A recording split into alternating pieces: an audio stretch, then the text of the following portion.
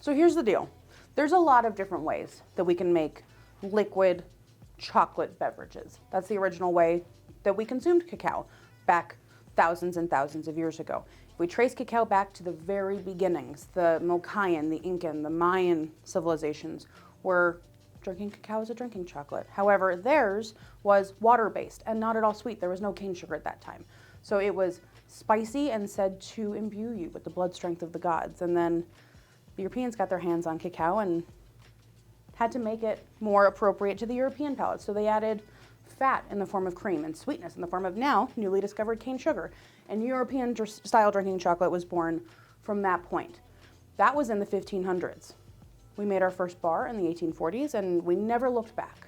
But we've been drinking it this whole time. So what means what? How do you make them? What's for you so that you're leaving with your happiest hot cocoa, hot chocolate, drinking chocolate? Let's talk about them. The classic. Not this, but this. Hot cocoa is based on cocoa powder. There is some sugar and milk powder. It is the thinnest and the sweetest of all of the hot chocolate beverages. It's what you would expect when you are doing your après-ski warm beverage to warm up your cute little fingers and toesies. That is hot cocoa. And while that sounds like it would be something a bit more cacao based, it's not. You need something like drinking chocolate, because this is whole chocolate, either shredded, ground, chopped.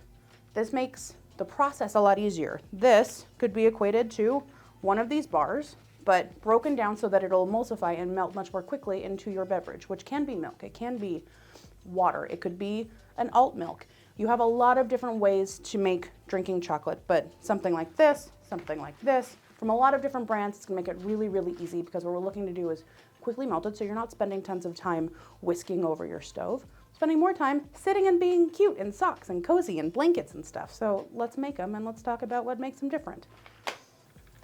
So you can use your spoon, you can use whatever. These will traditionally emulsify much more quickly, but it smells like ski school. I feel like I am back at the lodge, getting my treat at the end of a ski day. This smells like it has terroir to it. This smells like ski school. If I was 5, this would be great. I'm not 5 anymore, I grew up. This is fruity. Tastes like it came from Guatemala, just like their Guatemalan cacao, just like their Guatemalan chocolate bars. If you're looking for a terroir-driven hot cocoa, it exists, it's possible. Your best friend will be the folks at GOODNOW Farms. Ritual in Park City, Utah. Make single origin drinking chocolate so you can pick what you want to drink based on what your chocolate bar preferences are. If you want something fruity, you want a Madagascar. If you want something that's really comforting, warm, it's got notes of like molasses or honey or brioche, maybe you're an Ecuador person. You got a lot of things to choose from, but this is the easiest way to do it because it's already broken down for you. The contents of a shredded, ground drinking chocolate look like teeny tiny chocolate bar bits, because that's exactly what they are. They're doing you a favor. This one might take a little bit more elbow grease to mix together, but the final result is something that is much, much richer and feels like maybe you spent a whole lot more time breaking down a bar of chocolate and making it yourself. Look at all these options. Look at all these ways you can mix. You can use a spoon, you can use a whisk, you can use one of these. It makes it really, really easy. You get a full emulsification. Pretty nice. Not mad. Cheers, everybody. It tastes like a chocolate bar. This is the stuff dreams are made of.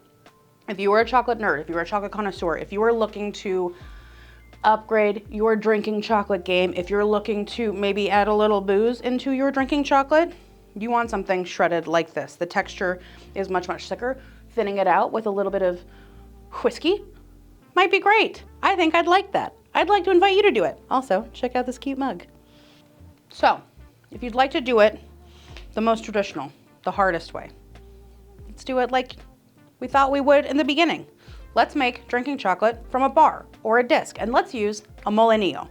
This is a turned wood whisk that originated in Mexico and is used to rock back and forth and whisk your drink to make it nice and frothy so that you get that really lovely light airy texture on top. So we'll use this to mix it. You can use a disc. You don't have to use a disc. You can use any bar of chocolate that you love the most. If you are a wild Judawa girly, we love you. Thank you. Make this into a drinking chocolate. We were just talking about sabadi. This is a Modekin style chocolate that is a little bit more textured, similar to a disc. And there's some ginger in it. If you're looking for flavorings, make a drinking chocolate and inclusion bar. But if you are just a big fan of a dark bar, break it up, throw it in a glass, add some milk, whisk away, and you're gonna have the drinking chocolate of your dreams. So we're doing one with Oaxacan cacao from Cuna de Piedra, and we're using their very sexy molinillo. Use it just like a whisk, but the technique is to rock it back and forth between your palms, or spin it back and forth between your palms to create that frothiness and to mix in the chocolate. The trick to this is to not add too much milk to your cup or you're gonna make a big giant mess like I'm about to, but you know what? It's gonna be delicious. So you get this really, really nice froth on top.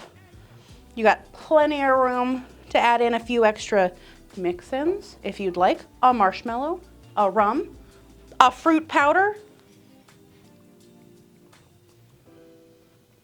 This is the most chocolatey of the bunch because we used a whole chocolate bar. You get the exact same flavors of the bar you chose, but in liquid form with a little bit of comfort from your milk. And if you don't want to use milk, oat milk mixes really, really, really well. It'll emulsify quickly. Almond milk can give you a little bit of grittiness. Soy milk, totally fine. It's going to be watery. Plan on that and you won't be mad. Choose your alt milk of choice. Choose water. But either way, you have many, many sweet, warming, delicious things. So, there's your hot chocolate.